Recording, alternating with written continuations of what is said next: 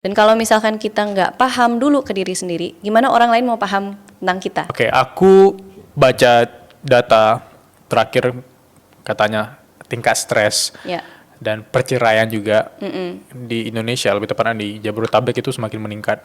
Dan ngomongin perceraian nih, ini agak berat ya. Perceraian, tingkat stres juga, itu kan juga ada hubungannya dengan perilaku manusia sendiri ya. Jadi ini kalau kacamata Samara bukan human design coach, aku terlahir dalam keluarga yang bercerai sebetulnya. Oh, Gitu. Oke, sorry. Gak apa-apa. Dan ini udah hal publik, udah sering diobrolin dan juga ini menjadi bagian kenapa aku masuk ke daerah wellness, mindfulness, meditasi, human design. Jadi memang mungkin kalau masalah perceraian itu kan bisa banyak contoh kasusnya ya, bukan ada keluarga aku spesifik, tapi mungkin dari klien atau yang aku observasi, mungkin cara mengelola pikiran dan emosinya masih kurang baik. Tapi kalau kita fokusin lebih ke arah pikiran dan emosi, kalau dari observasiku ya, mungkin ini karena kita nggak kenal diri sendiri dan nggak kenal pasangan sedalam itu gitu.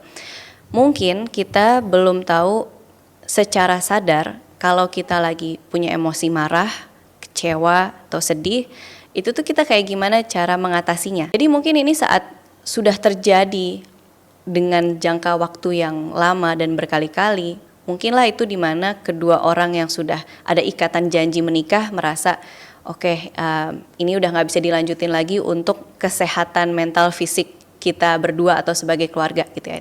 Misalkan human design itu ngebantu untuk kita tahu pola pikir kita sebetulnya gitu. Dan kalau misalkan kita nggak paham dulu ke diri sendiri, gimana orang lain mau paham tentang kita? Karena kalau kita paham tentang diri sendiri, kita bisa mengkomunikasikan, oh aku kecewa karena kamu melakukan ini, atau aku merasa sedih, marah karena ini yang terjadi. Itu kan sebenarnya bisa dikomunikasikan.